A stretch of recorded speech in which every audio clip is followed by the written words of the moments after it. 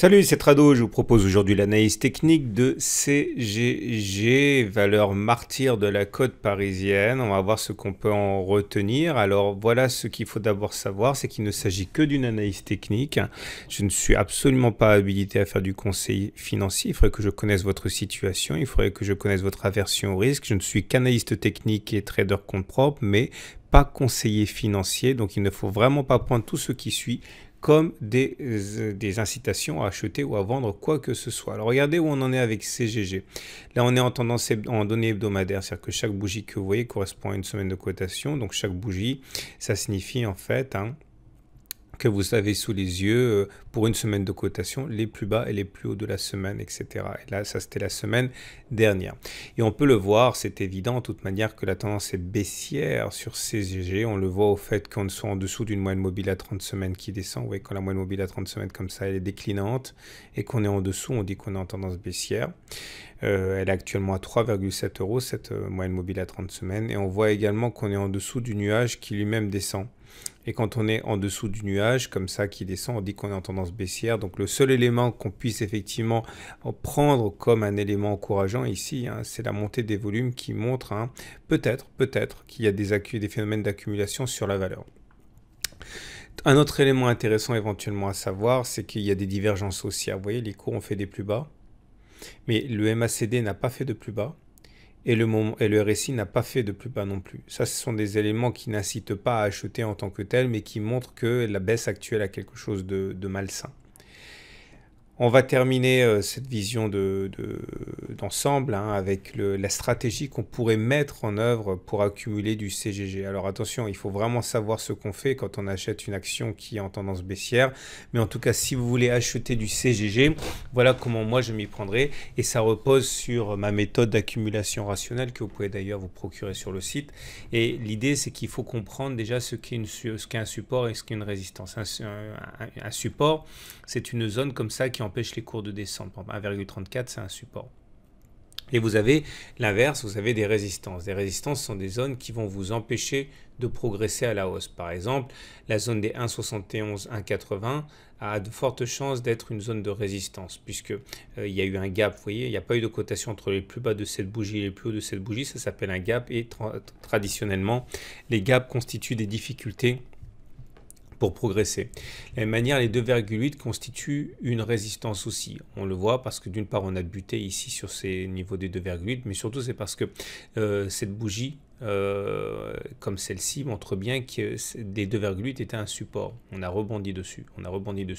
Et lorsque finalement on casse un support, comme c'était le cas ici, on dit que le support change de polarité et qu'il devient résistant. C'est pour ça que 2,8 sera résistance, comme 3,6 sera résistance aussi. Pour les mêmes raisons, c'était un support très clair.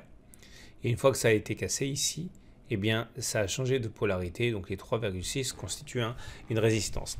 Alors, pourquoi il faut le savoir? C'est parce que si vous décidez d'acheter du CGG, il faut d'une part garder à l'esprit qu'il ne faut pas acheter d'un coup. Ça ne se fait pas selon cette méthode. Il faut absolument diviser votre mise en 2, 3, 4 fois. Enfin, bon, j'explique ça dans la méthode. Et vous pouvez éventuellement en acheter maintenant. Ce n'est pas la question, mais il faut absolument conserver des cartouches pour investir. Investir quand? Investir quand on va revenir sur le 1,34, puisque statistiquement, vous voyez, quand on va sur les 1,34, on rebondit, on n'arrive pas à descendre, donc il faut acheter aux alentours de 1,34. Il faudrait éventuellement acheter au cas où on passerait et on clôturerait au-dessus d'une résistance. C'est-à-dire qu'une fois que la résistance a été identifiée, une fois aussi que l'on arrive à clôturer au-dessus, ça veut dire que finalement le rapport de force sur ce niveau de prix a changé et que finalement,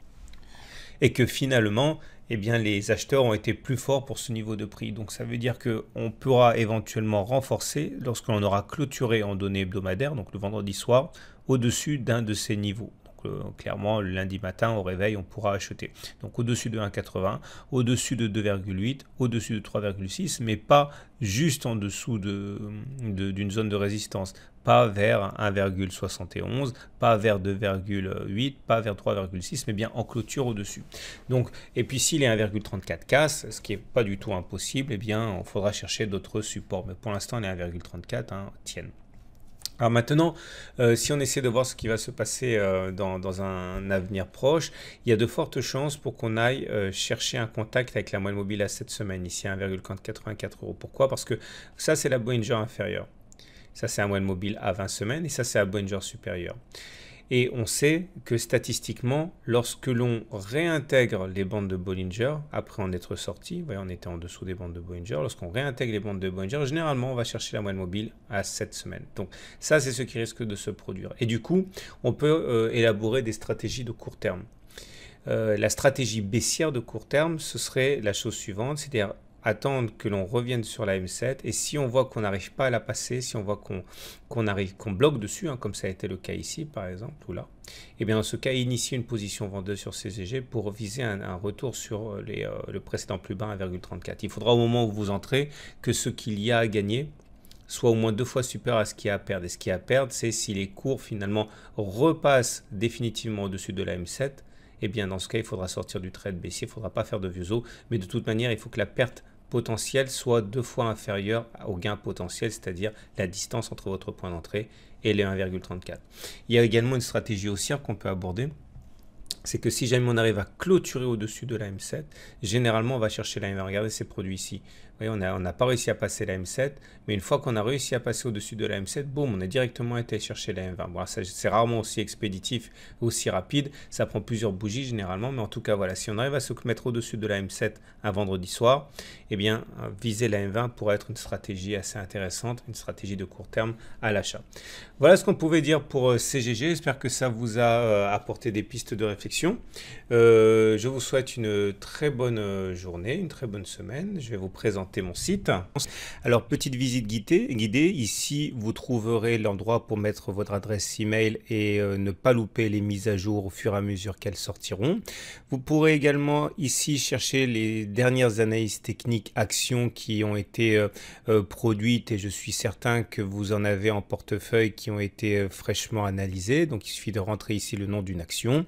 Et puis, enfin, à la fin de chaque article, vous avez la possibilité de télécharger votre module de formation gratuit. Et pour clore cette présentation, n'oubliez pas non plus, et vous aurez un lien à la fin de cette vidéo, que si vous voulez découvrir mon module d'accumulation rationnelle, celle que j'utilise dans mes investissements personnels et celle que je vous ai proposée dans cette vidéo, eh bien il suffira de cliquer sur le lien proposé à la fin de la vidéo pour accéder directement à la page. Voilà. Je vous souhaite une très bonne journée et je vous dis à demain pour d'autres analyses techniques puisque tous les jours je vous propose de nouvelles analyses actions.